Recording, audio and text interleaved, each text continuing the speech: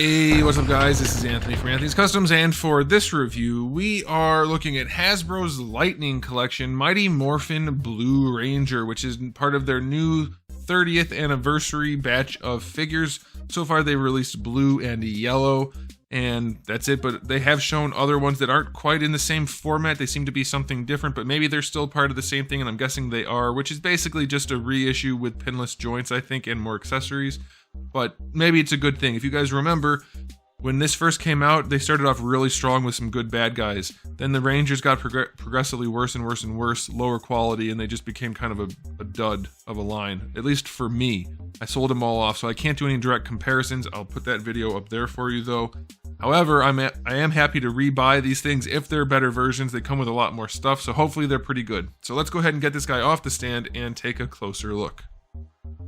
This guy stands just about, we'll call it 16 centimeters to the top of the helmet. That's going to make him roughly 6¼ inches. Here he is up against Darwin. Darwin is just a touch taller.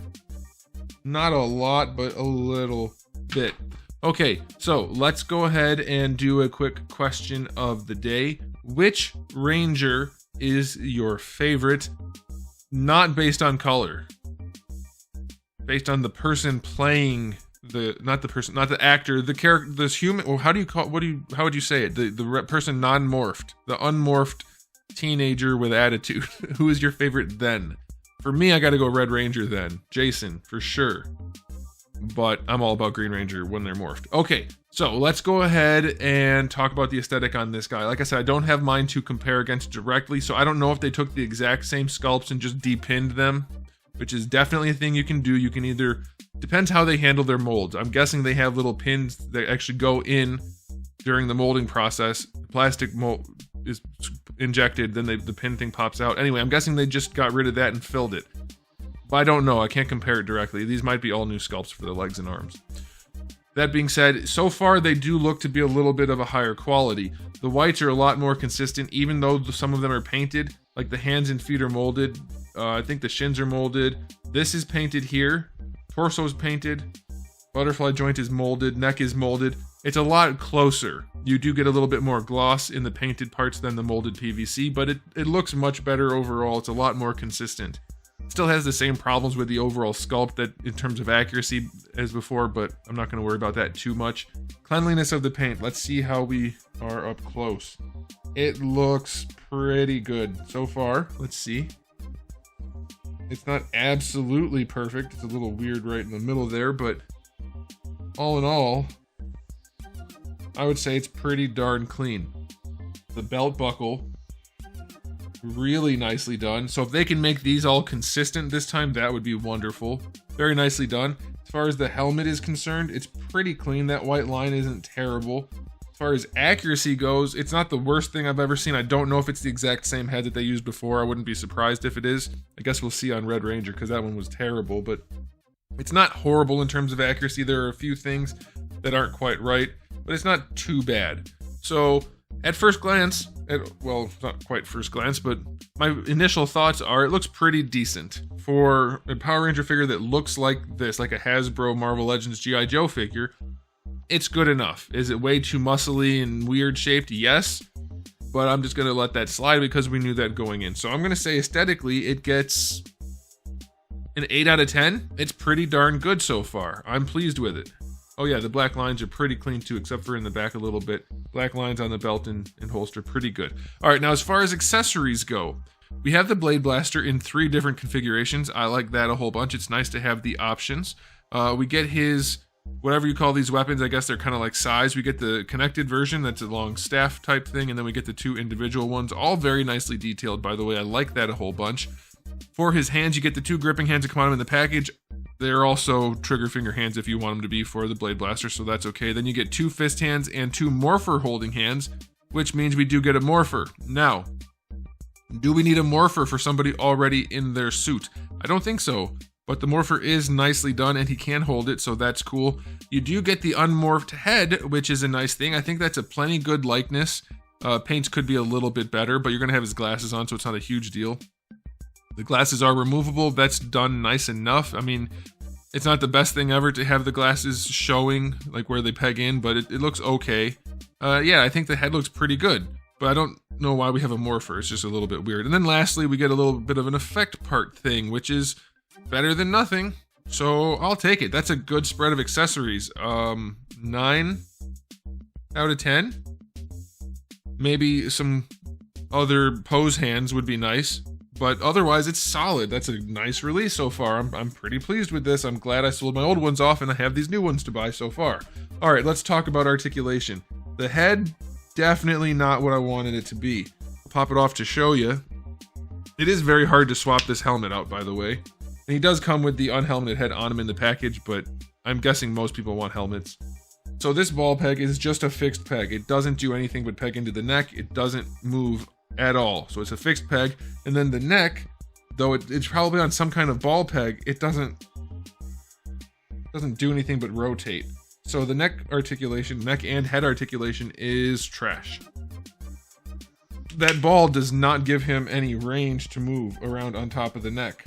So it's, I mean, like that's it. That's as much leaning as you can do. So that's really, really bad so far. Butterfly joint on this guy. Oh gosh, it's horrible.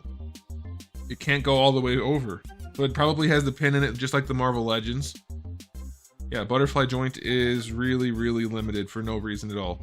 Shoulder, you have full rotation. That's good. Bringing the arm up. You get better than horizontal. No problem there. Bicep swivel is fine. Double jointed elbow. Let's see how it works. The glove seems to be getting in the way quite a bit, so let's try to adjust how we do that. No, they didn't account for posability, apparently, in this sculpt. Ugh, why? Why is it so hard for Hasbro to do the basic things of action figuring? So, yeah, he gets a little bit better than 90, but not much, because they didn't do a good job with that elbow at all. That's a shame. That's really unfortunate. Wrists have a swivel. Obviously, they're interchangeable. The gun hands do have vertical hinges. Love that. That's a wonderful thing.